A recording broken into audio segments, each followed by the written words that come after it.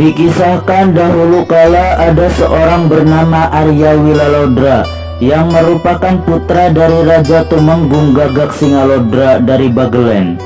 Raden Wilalodra sangat gemar melakukan olah ilmu. Jangan lupa ya, subscribe, like, comment, and share.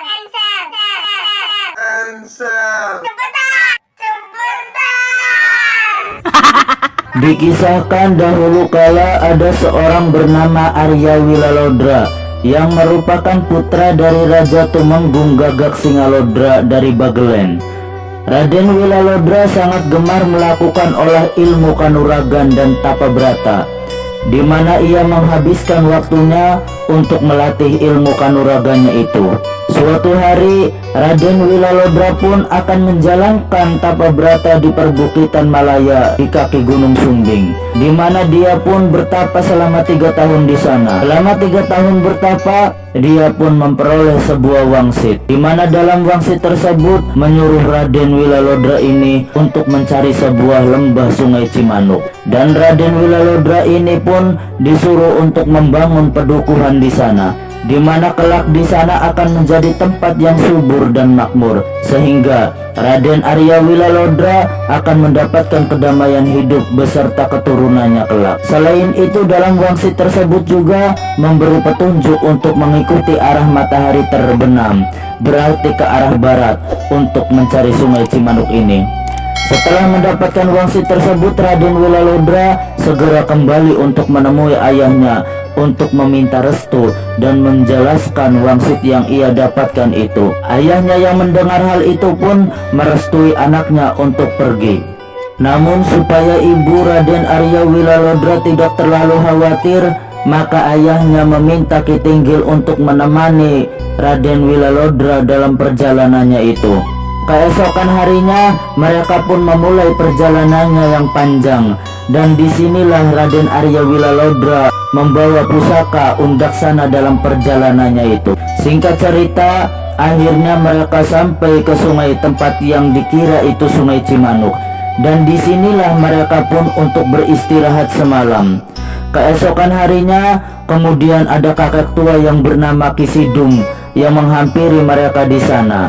Di sini Ki Sidum menyampaikan bahwa sungai yang mereka temui adalah Sungai Citarum, sehingga apabila mereka ingin menuju Sungai Cimanuk, maka mereka harus mengikuti matahari terbit, yaitu di sebelah timur. Sebelum Raden Wilalodra ini ingin bertanya lebih lanjut, tiba-tiba sang kakek menghilang, dan akhirnya Raden Wilalodra pun mengikuti petunjuk sang kakek, walaupun awalnya dia masih sempat ragu.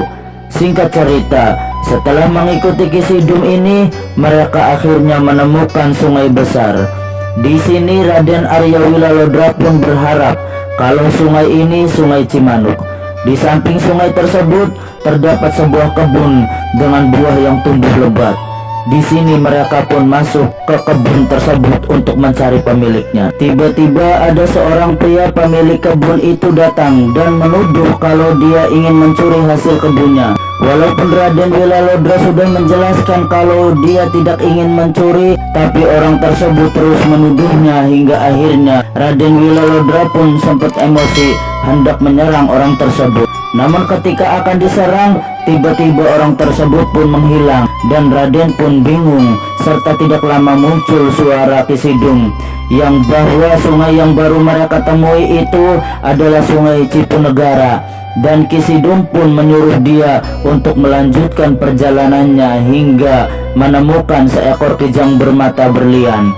Dan setelah itu Ki Sidum menyuruhnya untuk mengikuti kijang itu, maka ia akan menemukan tujuannya tersebut. Karena tidak ada pilihan, akhirnya Raden pun mengikuti petunjuk Ki Sidum ini, hingga di pertengah jalan sang Raden pun bertemu dengan seorang wanita yang bernama Dewi Larawana. Di sini Dewi Larawana meminta Raden untuk mempersuntingnya. Raden Arya Wilalodra pun menolak permintaan itu. Dewi Larawana menyerangnya, di mana serangan Dewi Larawana ini ditangkis oleh Raden Wilalodra hingga sang Raden ingin menyerang balik. Tiba-tiba Dewi ini pun menghilang seketika.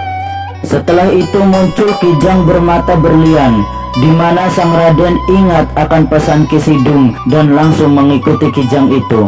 Tiba-tiba berlari ke suatu arah. Singkat cerita, kijang itu berhenti di sebuah sungai besar dan kemudian hilang. Di mana di sini Raden Wilalodra dan Ki Tinggil yang mengikuti kijang tersebut akhirnya memutuskan untuk beristirahat karena kelelahan. Setelah itu Raden Wilalodra bermimpi ketemu Ki Sidum bahwa inilah Sungai Cimanuk yang mereka cari selama ini. Dan keesokan harinya, ketika sudah mendapatkan kejelasan dari mimpinya itu, sang Raden mulai membuka pondok dan membuka kebun di sekitar sungai tersebut. Seiring berjalannya waktu, lokasi-lokasi tersebut kemudian menjadi sebuah pedukuhan yang sangat luas.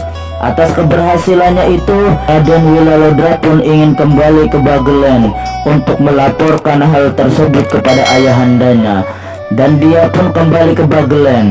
Selama sang Raden ini kembali ke Bagelen, datanglah seorang wanita cantik yang bernama Nyi Endang Dharma, yang diketahui sangat sakti dan sangat menguasai ilmu kanuragan bela diri di pedukuhan tersebut.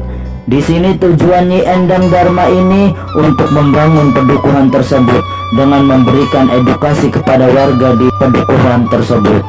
Seiring berjalannya waktu, kabar akan kesaktian Nyi Endang Dharma ini terdengar hingga ke penjuru dunia. Hingga suatu hari datanglah sekelompok pangeran guru beserta muridnya dari Palembang ke pedukuhan tersebut dengan maksud untuk mengajak Nyi Endang ini adu kesaktian. Singkat cerita, pertarungan pun tidak bisa dihindarkan.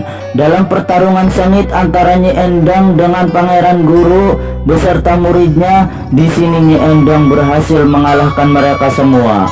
Namun karena Pangeran Guru dan muridnya itu terus menyerang dan tidak mau mengaku kalah, akhirnya pertarungan tersebut membuat mereka semua pada meninggal.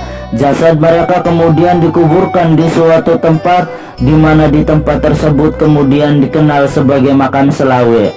Di sisi lain, Ki Tinggil yang melihat kejadian itu pun segera kembali ke Bagelen untuk melaporkan apa yang terjadi kepada Raden Wilalodra.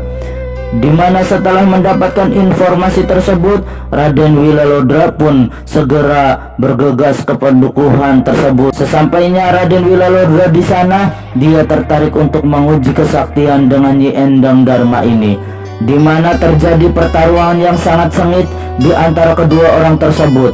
Hingga akhirnya Nyi Endang Dharma ini memilih mundur dan berlari menuju Sungai Cimanuk dan menerjunkan dirinya ke sungai tersebut dan hilang seketika. Setelah itu muncul suara Nyi Endang Dharma ini yang mengatakan bahwa ia mengaku kalah. Namun ia berpesan kepada Raden Arya Wilalodra supaya Raden menamakan Dukuh Cimanuk ini agar menyertakan namanya, karena dia terlibat pembangunan pedukuhan ini. Setelah itu Raden Wilalodra pun menamakan pedukuhan itu dengan nama Dharma Ayu untuk mengenang jasad Nyi Endang Dharma yang telah ikut membangun pedukuhan tersebut, di mana nama Dharma Ayu kemudian menjadi Indramayu. Makasih ya. Makasih ya. Bye-bye. Bye-bye. Bye-bye.